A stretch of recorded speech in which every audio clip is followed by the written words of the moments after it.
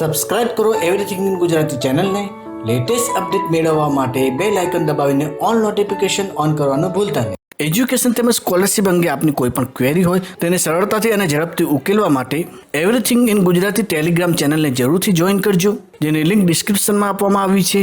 મિત્રો, તમે જાણો છો કે હમણાં SIRની કામગીરી ચાલુ છે.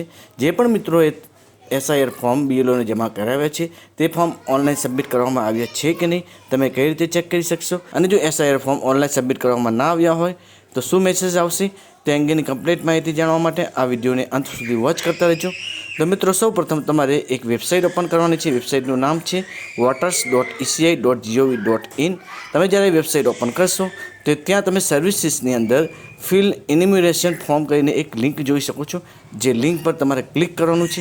તમે જ્યારે ક્લિક કરશો તો બીજું વેબ પેજ ઓપન થશે, જ્યાં તમારે સૌપ્રથમ ગુજરાત સિલેક્ટ કરવાનું છે ને ત્યાર પછી તમારો એપિક નંબર એન્ટર કરવાનું છે અને ત્યાર પછી સર્ચ બટન પર ક્લિક કરવાનું છે.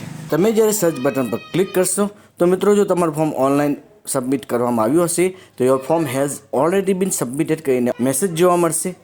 અને જો તમારું ફોર્મ ઓનલાઈન સબમિટ કરવામાં ન આવ્યું હોય તો બીજું એક વેબ પેજ ઓપન થશે, જે વેબ પેજમાં પ્રી ફિલ ઇન્ફોર્મેશન એટલે કે તમારી માહિતી આપવામાં આવી હશે.